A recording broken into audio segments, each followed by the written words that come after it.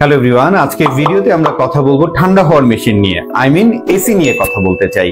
এই গরমে এসি কেনার আগে কি কি বিষয় মাথায় রাখতে হবে সেই জিনিসগুলো পেয়ে যাবেন আজকের ভিডিওতে। Interior Studio Design for Life। চলুন জেনে নেই এসি কেনার পূর্বে কোন তিনটি জিনিস মাথায় রাখা অত্যাবশ্যকীয়।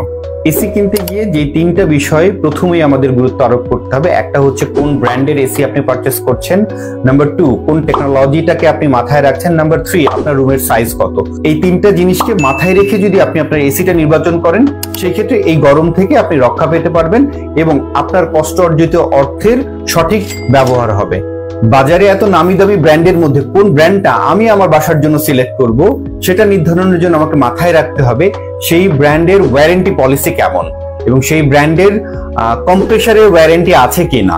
এবং আরেকটা ব্যাপার মাথায় রাখতে হবে, এসির অন্যতম গুরুত্বপূর্ণ একটা পার্ট হচ্ছে পিসিবি বোর্ড।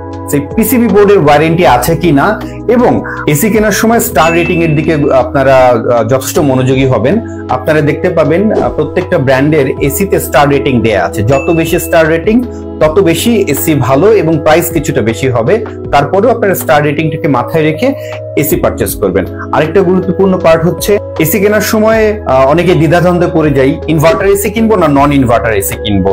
অবশ্যই আপনারা ইনভার্টার এসি কিনবেন। 5-7 হাজার টাকা বেশি খরচ হলেও এককালীন হয়তো 5-7 হাজার টাকা বেশি লাগলো, বাট লং রানে আপনার ইলেকট্রিসিটি বিল 1/3 কমে আসবে।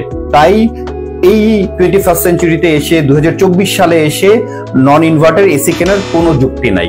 এসি কিনলে অবশ্যই ইনভার্টার এসি। একটা গুরুত্বপূর্ণ পার্ট, আমরা ইদানিং দেখতে পাচ্ছি এসির নামে আমরা কুলার কিনে আনছি ঘরে। আমাদের বাংলাদেশের এই মুহূর্তে যে ধরনের টেম্পারেচার, এই টেম্পারেচারের জন্য কুলার কোনোভাবেই কার্যকরী না। সো কখনোই আপনার টাকাকে জলে ফেলবেন না, এসির নামে আপনারা কুলার কিনবেন না। বাংলাদেশের জন্য এসি রিকমেন্ডেড। এখন বাংলাদেশে যে ধরনের টেম্পারেচার প্রতিনিয়ত বেড়ে যাচ্ছে, এই ধরনের টেম্পারেচারকে নিয়ন্ত্রণ করার জন্য এসির কোনো অল্টারনেটিভ নাই। এসির আরেকটি গুরুত্বপূর্ণ পার্ট হচ্ছে কপার কন্ডেন্সার থাকছে কিনা। যদি আপনার এসিতে কপার কন্ডেন্সার থাকে, সেক্ষেত্রে এসিতে ঠান্ডা বেশি হবে। আর যদি অ্যালুমিনিয়ামের কন্ডেন্সার থাকে, তাহলে ঠান্ডাটা কম হবে তুলনামূলক। সো এসি কেনার সময় কপার কন্ডেন্সার আছে কিনা এই জিনিসটা খেয়াল রাখবেন। আরেকটি ইম্পর্টেন্ট পার্ট হচ্ছে ডাস্ট ফিল্টার থাকছে কিনা। আপনার রুমে যত ধরনের ধুলাবালি এসব থাকছে, সেই ডাস্ট ফিল্টারের মাধ্যমে আপনার এসির বাতাসটা ধুলাবালু মুক্ত হচ্ছে কিনা এই জিনিসটা অত্যন্ত গুরুত্বপূর্ণ।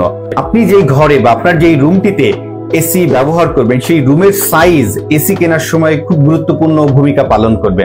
আপনার রুমের সাইজ যদি 100 থেকে 120 স্কোয়ার ফিটের মধ্যে হয়, সেই ক্ষেত্রে 1 টনের এসি আপনার জন্য যথেষ্ট। কিন্তু এই ক্রমবর্ধমান উষ্ণতার কারণে আমি বলবো 1 টনের এসি এই মুহূর্তে না পারচেস করাই ভালো। আপনার রুম 100 স্কোয়ার ফিট বা 120 স্কোয়ার ফিটের মধ্যে হলেও আপনি মাথায় রাখবেন, যদি 1.5 টনের এসি কিনতে পারেন, সেক্ষেত্রে আপনার ঘরটা প্রপারলি ঠান্ডা হবে এবং এসির কম্প্রেসারের উপরে প্রেসার কম পড়বে। তো সবকিছু মিলিয়ে আমি অলওয়েজ সাজেস্ট করব 1 টনের এসি না কিনে অলওয়েজ আপনার রুমের সাইজ যদি 100 স্কোয়ার ফিটে হয়, সেক্ষেত্রে আপনি যাতে 1.5 টনের এসি পারচেস করেন। তো আজকের আলোচনা থেকে আপনারা এই পয়েন্টগুলো যদি মাথায় রেখে এসি পারচেস করেন, সেই ক্ষেত্রে আপনারা সঠিক এসিটি পারচেস করতে পারবেন। ধন্যবাদ সবাইকে।